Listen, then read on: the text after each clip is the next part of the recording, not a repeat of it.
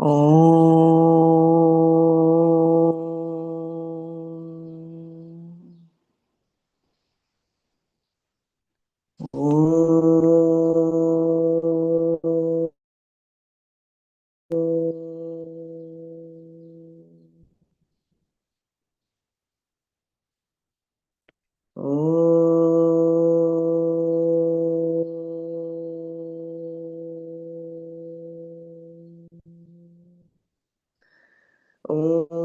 सहना भवतु सहनौ भुनक्तु सह वीर्यङ्करवावहै तेजस्विनावधीतमस्तु मा विद्विषावहै ॐ शान्ति शान्ति शान्तिः नारायणं नमस्कृत्य नरं चैव नरोत्तमं देवीं सरस्वतीं व्यासं ततो जयमुदीरयेत्।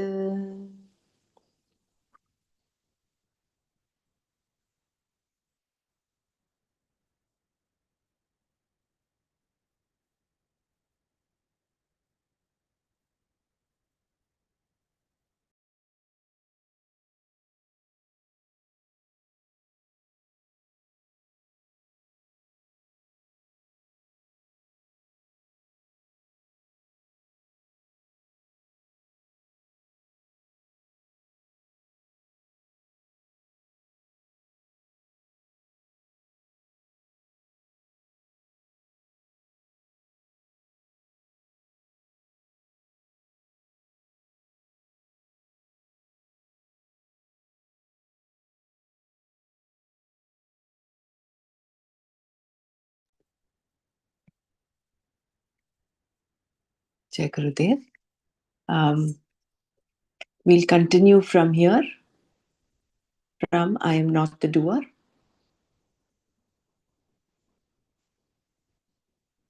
So we saw yesterday that in this verse number 19, ya enam veti hantaram yaschainam manyate hatam ubhau tau na vijanitaha nayam hanti na hanyate. Both the one who thinks this self to be the killer and the one who thinks of it as the killed do not know. This self does not kill, nor is it killed. So this is taken from, the reference is from Kathopanishad.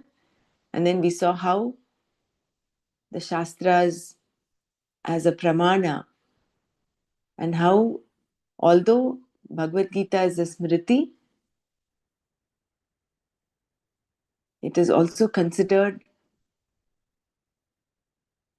and it is Bhagavan's uvacha, but he has used the Shruti to validate what he has said. And if there is a doubt between Smriti and Shruti, Shruti always has the upper hand.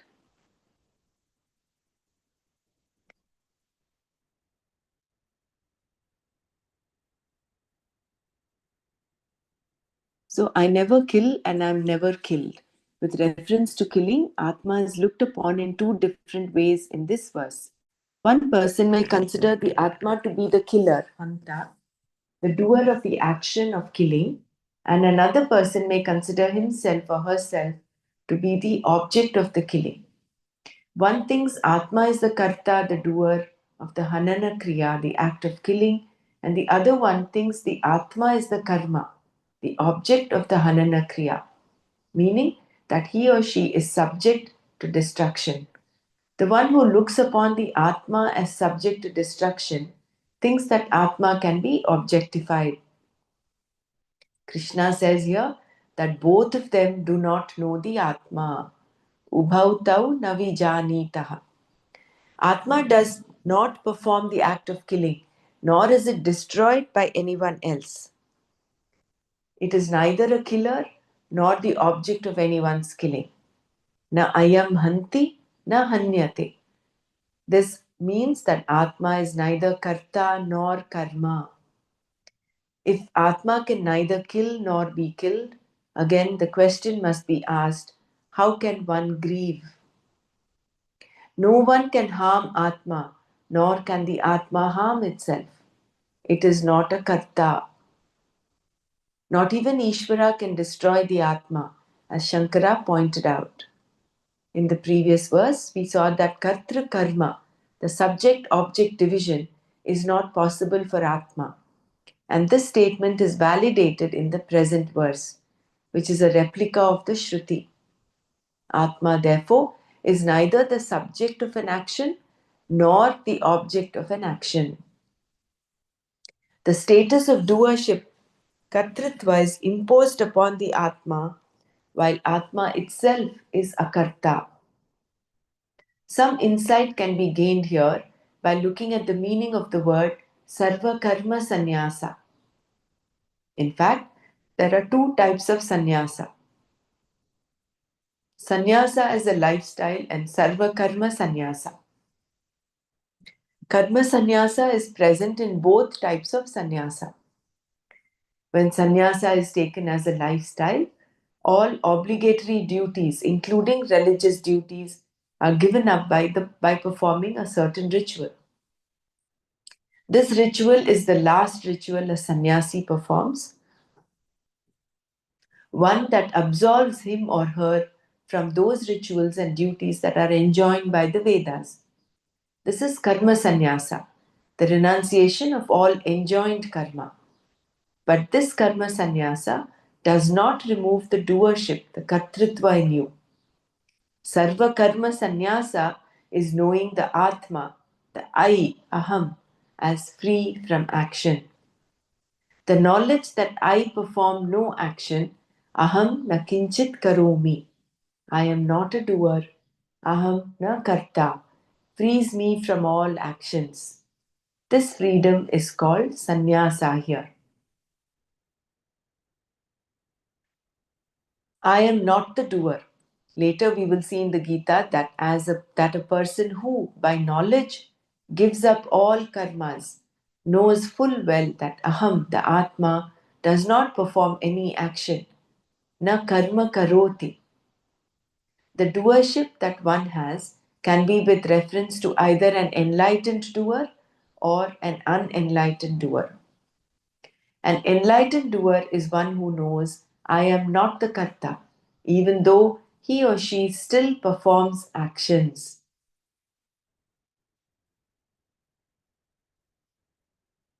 This is not to say that there is no doer. There is a doer, but its reality with reference to me is negated. No one can perform an action without a sense of doership. Everyone has to recognize that I performed this action. Even to speak, one has to identify with the body and the organ of speech, and thus there is a karta. There is a subject and an action done, a talker and the act of talking, for instance. Whether it is Krishna talking, Vyasa writing, Shankara commenting, or any enlightened person doing anything, there is definitely a karta. But it is an enlightened karta, meaning that the person does not look upon himself or herself as the karta. The Atma is no longer mistaken to be the karta.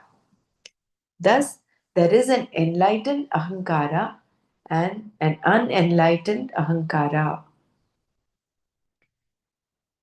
The ahankara is not something to be afraid of. All that we are aiming at is the removal of the ignorance, which makes the Atma a karta, a doer. The Atma is free from all action, and this is not known by one who looks upon the Atma as the karta. The one who thinks, I subject myself to the influence of the world, or the world is too much with me, does not know the Atma. The world is not too much with you. The world is you, and you are free from the world. That I am the basis, the sat of the whole creation, and at the same time, I am free from everything, is something that I must understand. It is this jnana, therefore, that is taught in the Gita, the essence of which appears in the next verse.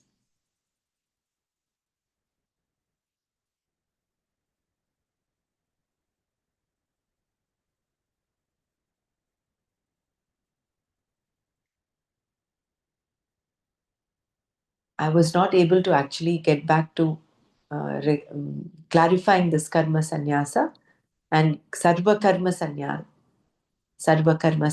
with Nana. That I remember that I will do that, and when I get that clarity, then I will share it with you. Regarding this, I am not the doer. Yesterday, I think Sumaji had a question about, but then she's not here. So, is about action and inaction, and inaction in action. So, here when we look at inaction in action, unless there is a karta, there is no doer, there is no karma, there is no action without a doership. But what is that inaction the enlightened doer has is that he sees, although there is action happening, he identifies himself with the Atma, which is the non doer. He identifies the Atma as a non doer. Action is just happening, Atma is just the witness.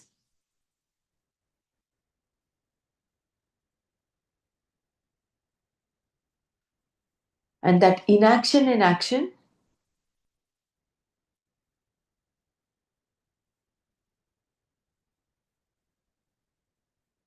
and that is what it means. That there is no karta, there is no bhokta. The Atma is just the witness.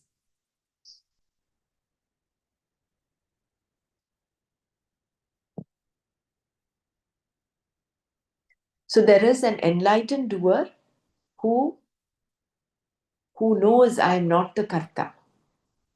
That is, there is that jnana, and there's that removal of the ajnana, the ignorance that the body is the doer, the physical body, the mind sense complex, the ego. Whereas the enlightened karta thinks, he looks at action happening, he is aware that action is happening, but there is that detachment from that doership.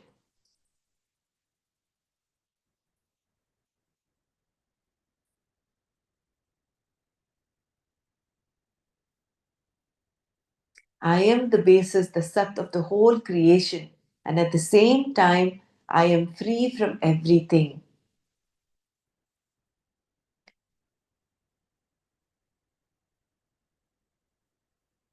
See, the world is not too much with you, neither is I subject myself to the influence of the world. The world is you,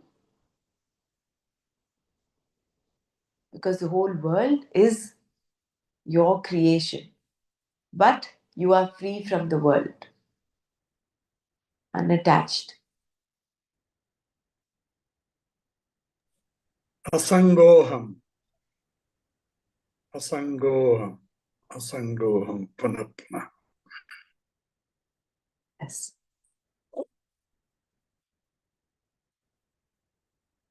That shloka was from chapter 15. Everything is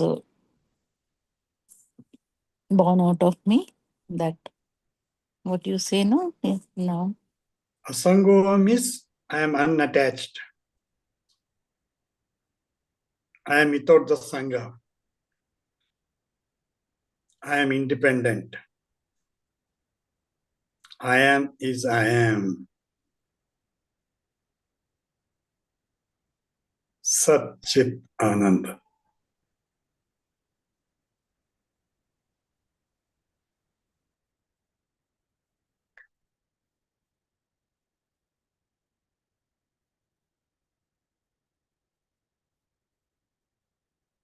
So this verse actually is, we're continuing the same verse in the second chapter. This is the 19th verse that we did just now. So going on to the 20th, before we go on to the 20th, I just wanted to suggest, um, today being World Happiness Day, there is a live meditation that Gurudev is giving at 8 o'clock India time, which is in about 15 minutes. So if it's okay with everyone, we can also join in and do the live meditation. I'll play this. I can share that this on the Very screen. That nice that idea. would be better. That would So be better. that, and then based on whether we still have some time after the meditation, we can continue Manana for some time. Yeah. So in about 15 minutes, we will get the meditation going.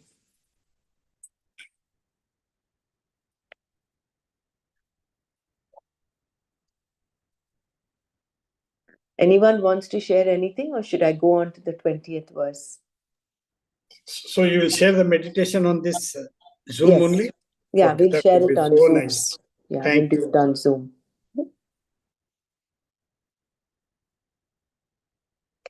न जायते म्रियते वा कदाचित् नायं भूत्वा भविता वा न भूयः अजो नित्यः शाश्वतोऽयं पुराणो न हन्यते हन्यमाने शरीरे. I am this kadachit ever. Na jayate is not born. Va or na mriyate does not die. Va or bhutva having been. Na na abhavita does not cease to be. Bhuyaha again. Ajaha unborn. Nityaha eternal. Shashvataha that which undergoes no change whatsoever. Puranaha, ever new. Sharire hanyamane, when the body is destroyed. Ayam, this na hanyate, is not destroyed. Ayam kadachit na jayate, va na mriyate va bhutva na abhavita bhuyaha ajaha nityaha shashvataha puranaha sharire hanyamane ayam na hanyate. This self is never born, nor does it die.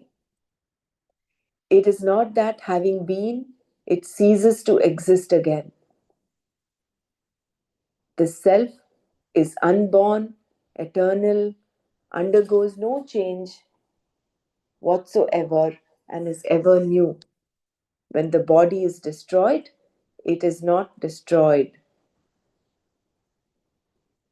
The Atma does not perform any action, nor does it subject itself to any action as an object of action, because it is unchanging, avikriya.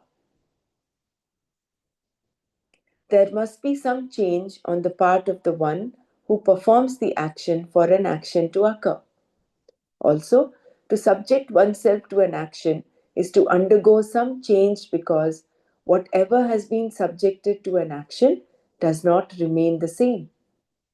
Water, for example, when heated, is an object of the act of heating, and it is not the same after subjecting itself to that action.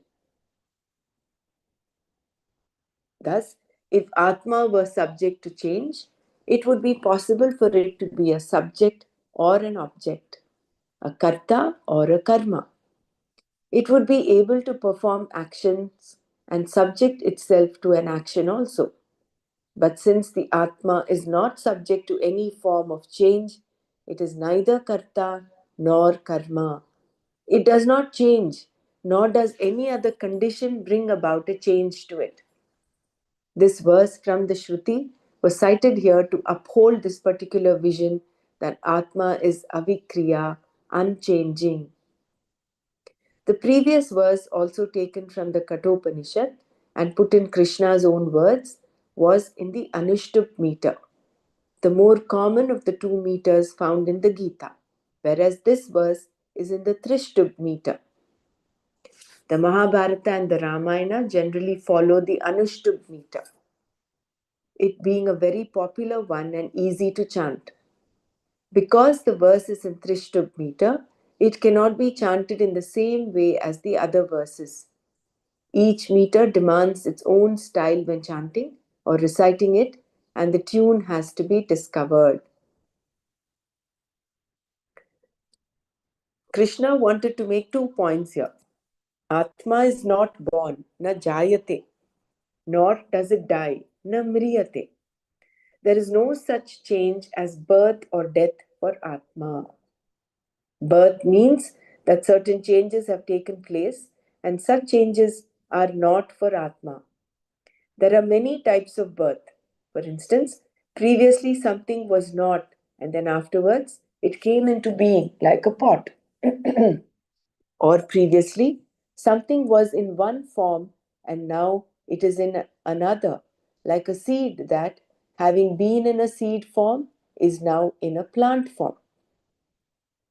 There has been a sprouting and something new is born, but only the form has changed. Thus, for the Atma, there are no such births. There is no birth from abhava to bhava, non existence to existence. It also does not have a birth from bhava to bhava, existing in one form and then assuming another. Atma undergoes no change at all, meaning that it neither dies nor is born. These are 2 basic types of vikriyas, changes. One is the change of being born, and the other is the change that spells death. Neither of these vikriyas are there for the Atma at any time. Na jayate, na mriyate va kadachit. This means then that Atma, being existent now, does not become extinct later. And it was not non existent before it came into being, nor, having existed in another form, does it assume a new form now.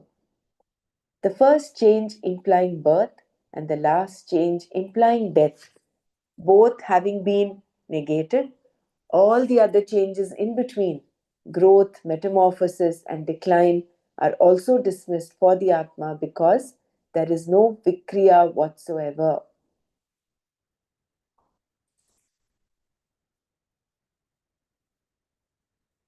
Atma is not born and does not die. Krishna also said in this verse that Atma, having been before, does not again become non existent. Ayam bhutva abhavita vana bhuyaha. What is the sense of again here? Again, having been, Atma does not become non existent. Death is having been, one is no more. Such a situation is not there for Atma. Atma was, is, and will ever be the same. Because Atma is not subject to time, it is avikriya, not subject to change. This is one meaning. A person who was there before and is no more is said to be dead. Such a person is gone, and no one can say where he or she went. However, you cannot say the same for the son of a barren woman. He did never exist. He did never existed at any time. Therefore, you cannot say that having existed, he ceases to exist now. A non-existent thing does not die. The barren woman dies, but her son does not. Death only applies when, having been, something goes away. A similar change does not happen to Atma. Atma is not subject to a futuristic extinction, which means that it is not subject to time in terms of the future in any way, nor is it subject to time in terms of the past. That something did not exist before and has now come into being is another situation called birth. Having not been before, it came into existence. The one who is born is the one who, having not been before, comes into being. Abhutva bhavita. Previously it was non existent and later it comes into existence. This also does not apply to Atma. Therefore, The words in the verse can be put differently also. Atma was not non existent previously, and there will be no time when it does not exist. Either way, you can take it. Bhutva abhavita na or abhutva bhavita na. Both meanings are given by Shankara here for the same line because both meanings are there in the verse. Having not been and then coming into being, which is called birth, is not there for Atma, na jayate. Having been and disappearing, which is called death, is also not there for the Atma, na mriyate. This being so, Atma is unborn, aja. Because it is not subject to death, the word Nitya also implies that Atma is not bound by time. It is not an object within time. It is something on which time depends for its existence and is therefore Aja and Nitya. The word Shashvata, meaning that which is always the same, that never undergoes any change, was also necessary here to eliminate the possibility of the Atma being taken for something eternal, Nitya, but continuously changing, eternally changing. So that is why we have these three words. Four actually. Ajaha, Nityaha, Shashvataha.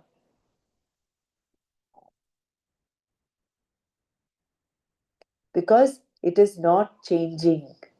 It is eternal, yes, Nitya, but it is not something that changes.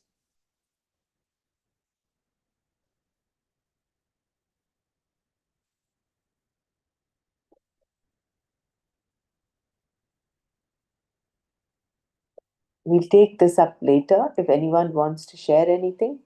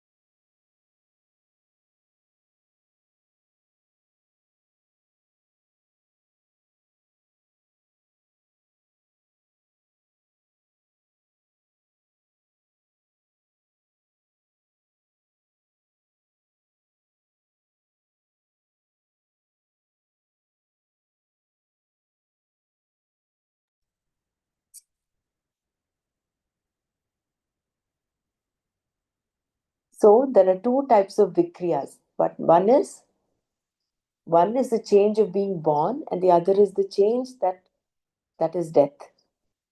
What is born? That which was not there before comes into existence. That is what we call birth. Like birth of a baby. The baby was not there before. The human body in the form of a baby is taking the human form is born. Similarly, the tree was not there. It was in the seed form. But the tree is born from the tree, from the seed. So that which did not exist before comes into existence. And what is death? Death is something that was there before that is not existent anymore. So these two are not there for Atma because it is, and therefore it is unborn.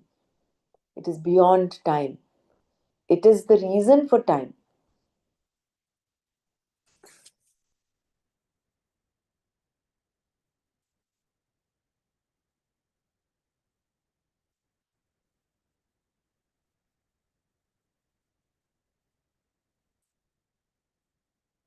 So we stop our Manana here for the time being and getting on to the Sattva app.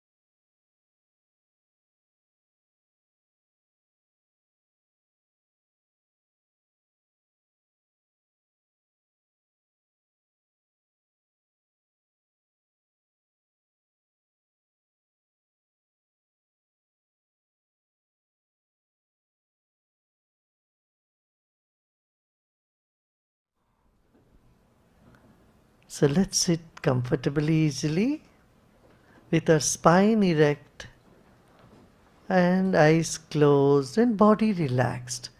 Relax your shoulders.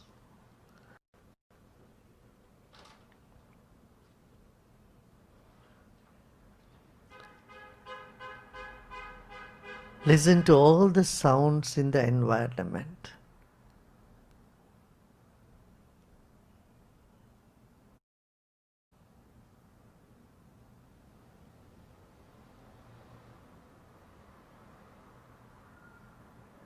Become aware of your body.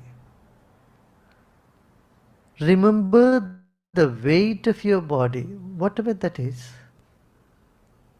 70 kilos, 80 kilos, 150 pounds, 130 pounds, whatever the weight of your body, just remember.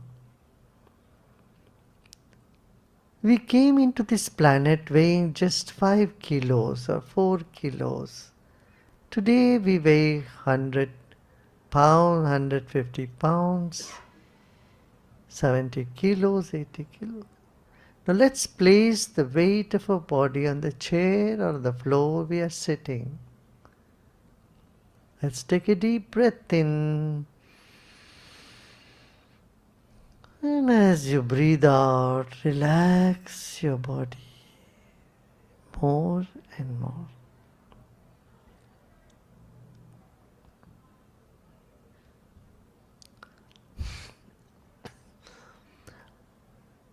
Our body is the precious gift to us from God, from nature.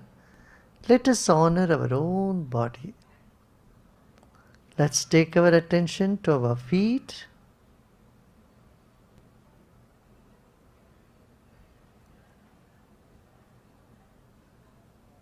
Relax your feet, then calf muscle and shin. Your thighs, relax your thighs. Scan through your whole body. Let the mind scan your whole body. Take your attention to your thorax region, lower abdomen, upper abdomen, stomach. Let's take a deep breath in, and as you breathe out, relax your chest, shoulders, and arms.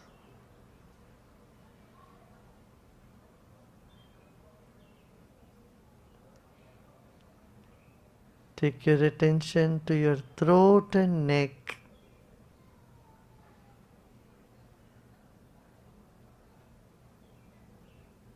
And relax your jaws, your cheeks, the inside of your cheeks. Relax your cheeks and jaws. Tension gets stored there.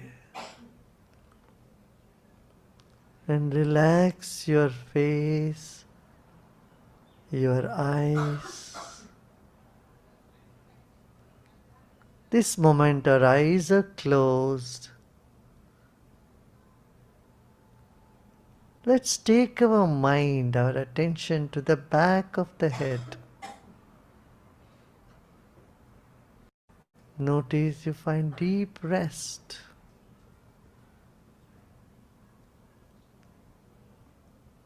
The whole body, become aware of the whole body. Our body is the most precious gift to us from God. Let's honor our own body.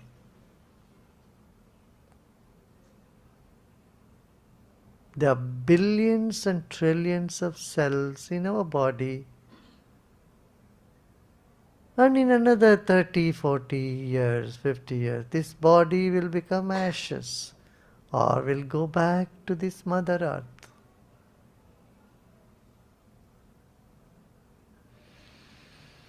This is a fact. Let's become aware of it.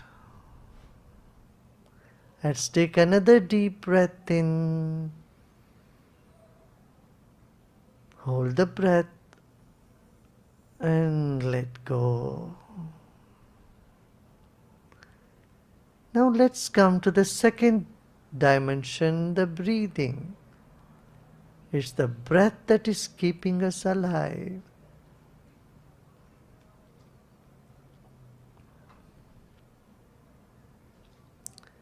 Incoming breath energizes the body, while outgoing breath brings relaxation. This is happening all the time.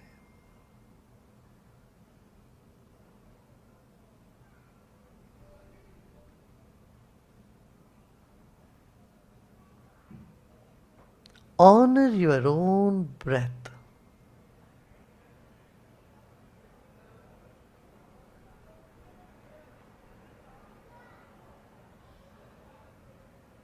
Welcome the incoming breath as you would do to an honored guest, and see off the outgoing breath like you would do to a friend.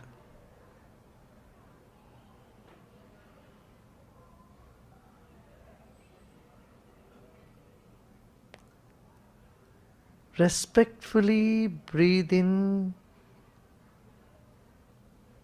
and breathe out with ease and comfort.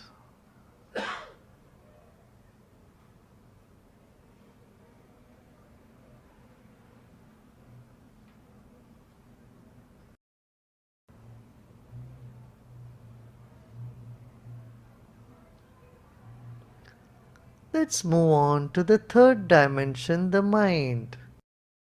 Our body is like the wick of a candle. The mind is like the glow all around it.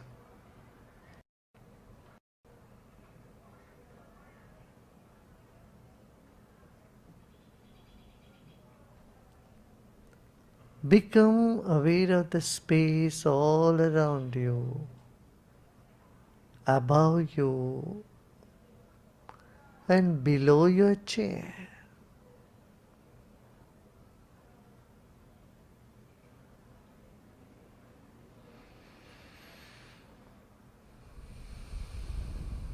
With a big smile on your face, breathe in and breathe out with a smile.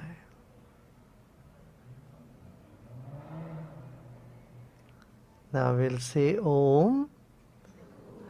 Om.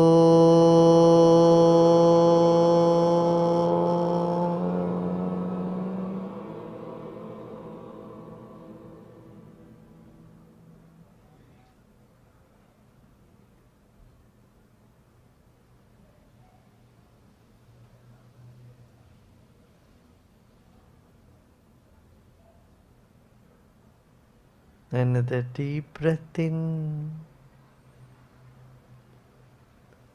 Oh.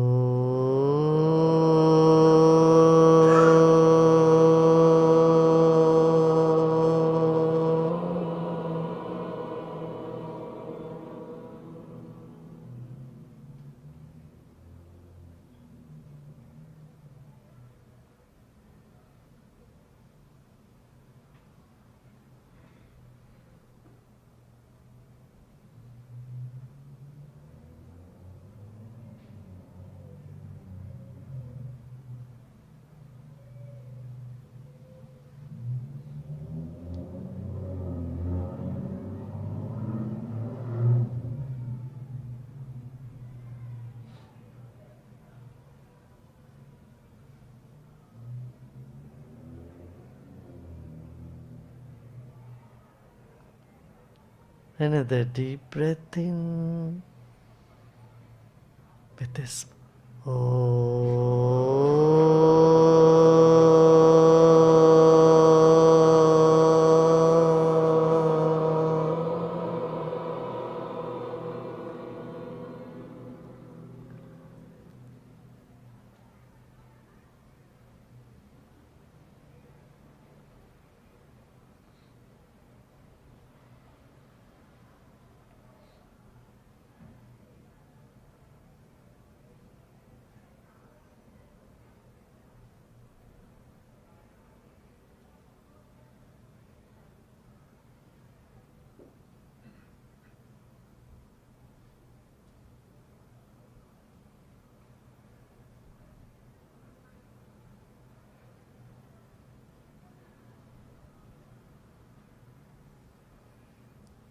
Relax and let go.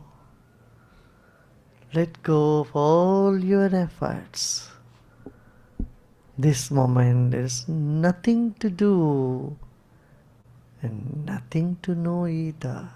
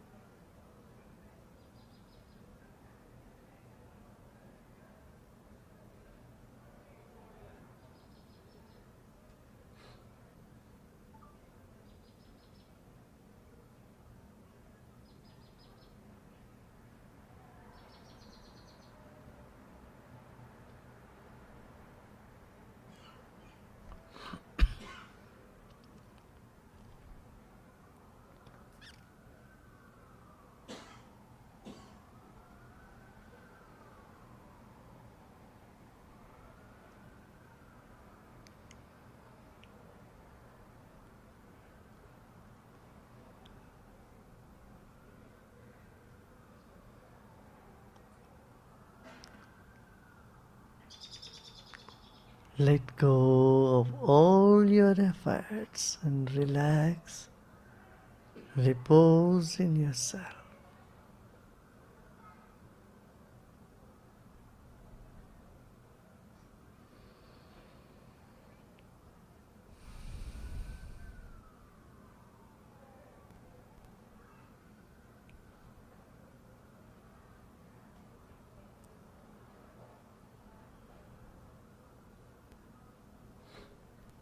Let's breathe in with a smile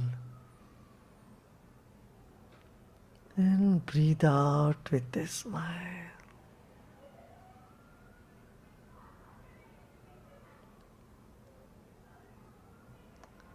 and allow the smile to percolate through your whole body. Just imagine the back of your head is smiling. Every cell in your body is smiling and relaxing.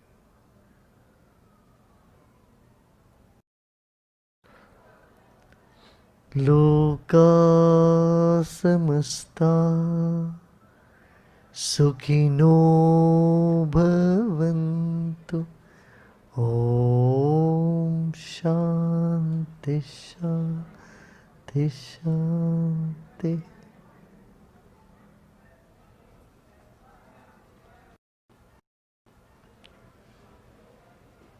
You may gently open your eyes.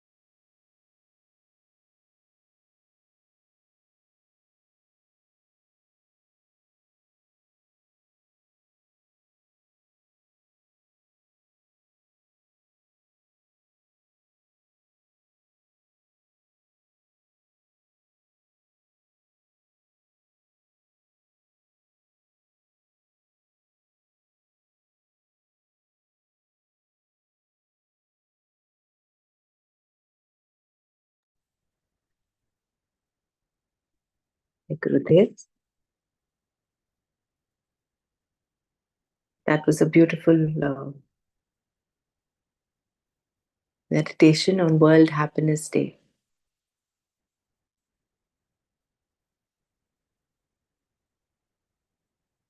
Actually, taking a leaf from this experience, I think from now on in our Manana, maybe the last 5 minutes, 5 or 10 minutes, I think it's best that we all just meditate. This is what Gurudev normally does.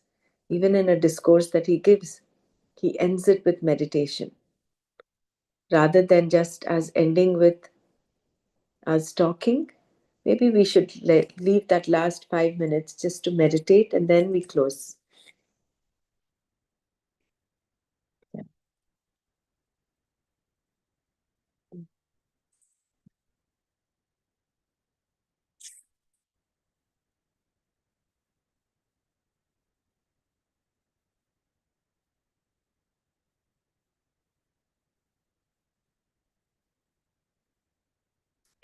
So we'll continue for another 10 minutes. Nor does Atma grow old. Therefore, the changes that the physical body is subject to between birth and death, growth, metamorphosis, and decline are also not there for Atma. Another word describing the Atma in this verse, Purana, generally means ancient, but here it refers to that which is ever fresh. Even though Atma was fresh earlier, it is still fresh. Always it is fresh. Atma is timeless and is the very content of the meaning of the word new, Nava. It was Nava then and it is Nava now.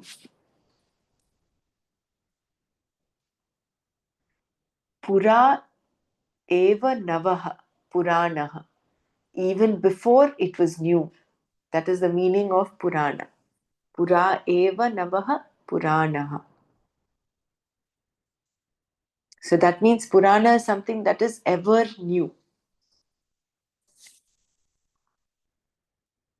It is new now, and previously it was also new. It is always new. It does not grow old. There is no aging, vriddhi, no decline, apakshaya for the Atma. In other words, even when the Sharira, the body, is destroyed, the Atma is not destroyed. Hanyamane sharire na hanyate. It is always the same. We have seen then that the Atma is neither the subject nor the object of any action, which is why it cannot be affected by punya and papa or destroyed by anyone, not even Ishvara. If it were the subject of an action, it would necessarily undergo a change in order to perform the action. A new action cannot emanate in any other way. The subject, the doer of the action, has a thought or a desire, sankalpa, and undergoes whatever change is necessary to perform the action. For example, the desire to see something, let me look at the book, means that the person becomes a karta. There is a sankalpa, and the one with the sankalpa becomes the subject, the doer, and the doer undergoes a change. The change is in the form of a sankalpa, anxiety, and so on the part of the doer, the subject. That subject performs the action. If the Atma is a karta, the Atma itself must undergo this vikriya change. That this self-evident Atma undergoes no change and is therefore neither karta nor karma was made clear in the previous verses. Therefore, only an Atma that undergoes change, a Vikriyavan Atma, can be a Karta. Similarly, if Atma is the object of any action, it would be affected by any action perpetrated by someone towards it. You, the Atma. A karma action is that which brings about a change to the object of action. For instance, if I hit an object with a hammer, that object, the recipient of that action, must undergo some kind of change, and that change is the result of that particular karma hitting. Similarly, if Atma is the object of any kind of action, it must also undergo a change. Therefore, we would have a Vikriyavan Atma, an Atma that is subject to change. But Atma is avikriya. The changing and the changeless. The physical body, on the other hand, is subject to change. When the ahankara, the ego, identifying with the body, performs an action, it is the physical body that performs the action in keeping with the ahankara's intention. The legs move, the hands move, the body shrinks or expands to a certain extent, in that you can stretch it in order to reach something, or you can shrink yourself in order to get out of a tight place. Thus, the body undergoes all kinds of contortions. If the body is at the disposal of the karta and undergoes a lot of change, it also becomes an object of action when someone else pushes it. The body is therefore vikriyavan. Not only does it undergo change, but it is meant to do so. The body is born, jayate, exists, asti, grows, vardhate, undergoes change, modifications, viparinamate, declines, apakshiyate, and dies, vinashyati, because it is vikaravan, that which is subject to change. So the definition of the stula sharira is what? Jayate, asti, vardhate, viparinamate, apakshiyate, vinashyati iti. Shad vikaravat etat sthula shariram. Reference to our tattva bodh. Due to lack of understanding, this physical body and the Atma are taken together. Atma is taken to have a physical body as an intrinsic attribute. Therefore, I become as good as the physical body. Here, the discrimination, the viveka required is that while the deha is subject to change, Atma is not. It is neither born nor does it die. The first and last vikaras for the body, birth and death, are negated in Atma by this verse. Atma was not born because there was not a time when it was not. in order to be born. It was always there. Nor will it die because, having not come into being, there will never be a time when it will not be there. Thus, it is not subject to birth or death. Therefore, it is Nitya.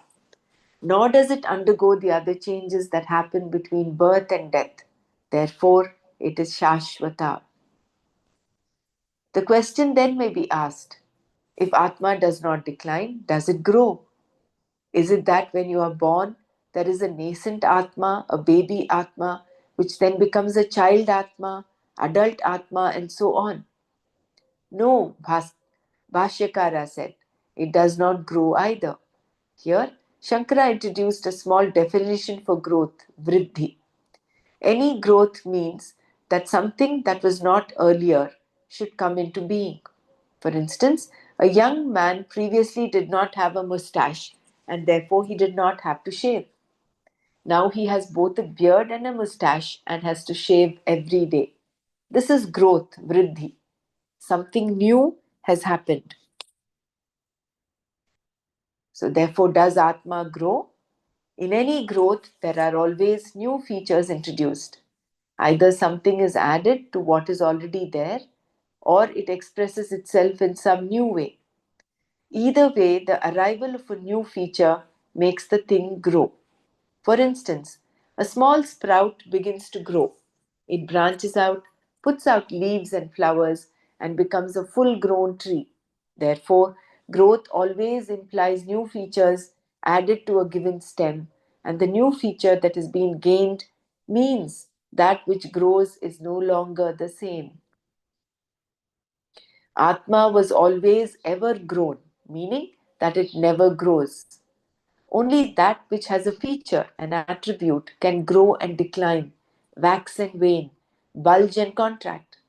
If it is a color, for example, it will fade or a new color may come. Something can happen to it. Whereas the Atma, having no features whatsoever, no limbs or attributes, is Purana, ever new.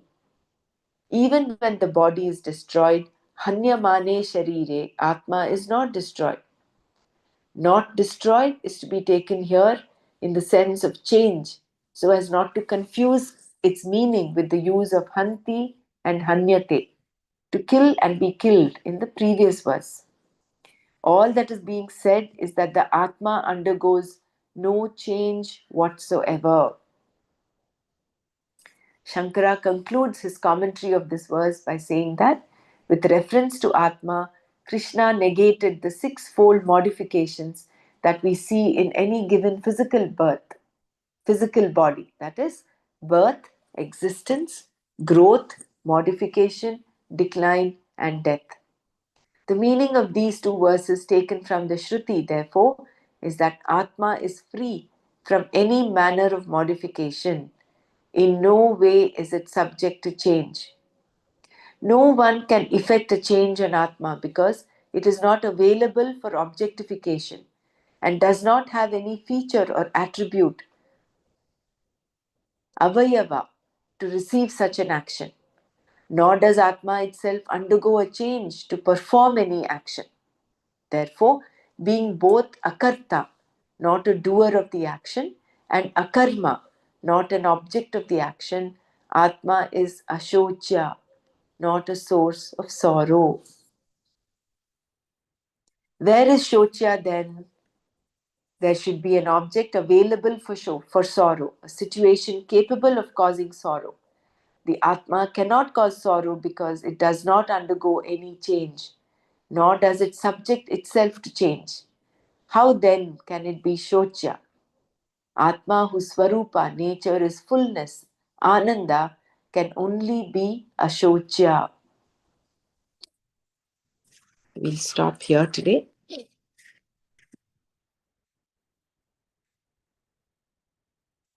We'll actually repeat this verse tomorrow one more time and then we'll do some manana on this. Right? So let's all close our eyes and then just stay with whatever we have listened to and understood.